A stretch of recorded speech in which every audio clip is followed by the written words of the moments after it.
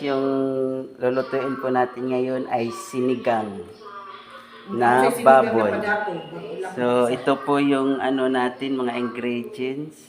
May ano tayo, nor sinigang sa gabi, tapos may bell pepper, tomato, tapos onions at saka radish. Tapos may batong tayo, talong, tapos may dahon ng kangkong saka okra.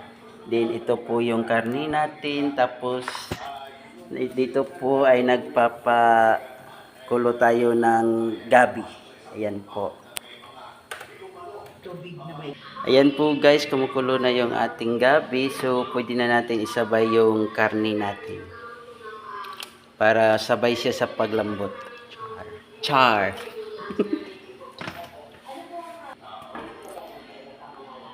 Ayan po guys, kumukulo na yung ating niluto. Kaya pwede na natin isabay yung itong tomato para naman, tapos yung silispada, bombay, at saka yung atsar. Tapos papakuluin na natin to, hahayaan natin itong kumulo at lumambot lahat ng ingredients. Tapos lalagyan po natin ng black pepper para pangpalasa at saka asin.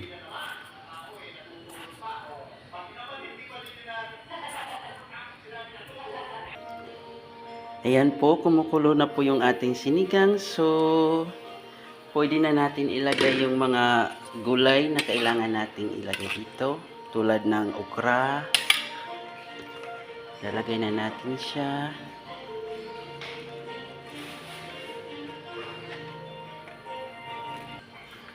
Saka ang batong.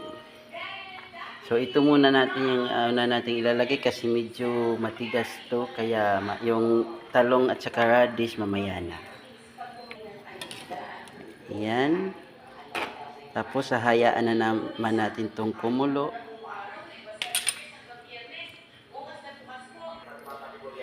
Ayan po guys, sobrang napaka-sticky na ng sabaw natin dahil yan sa gabi at saka yung okra. So ngayon ilalagay na natin yung radish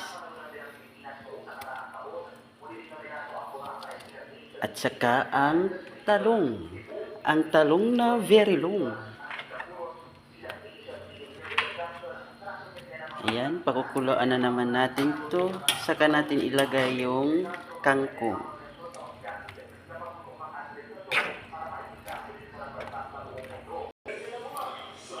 Ayan guys, luto na yung ating talong. So pwede na natin ilagay yung ating ginisa mix sa gabi.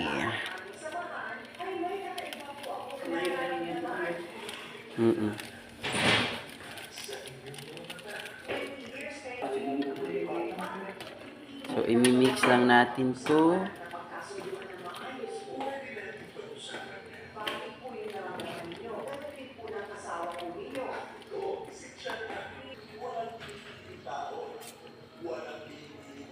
Tapos papakuluin na naman natin ng kaunti, saka natin ilagay yung kangkong.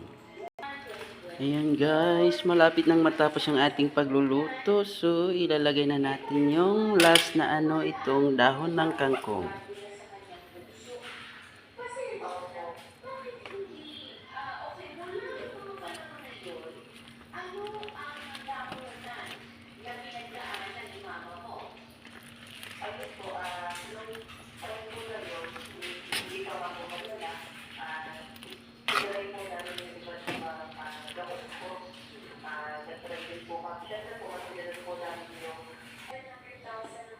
Yan guys, ito na po yung ating finish na pagluluto ng sinigang. Yan, sinigang sa baboy na may gabi.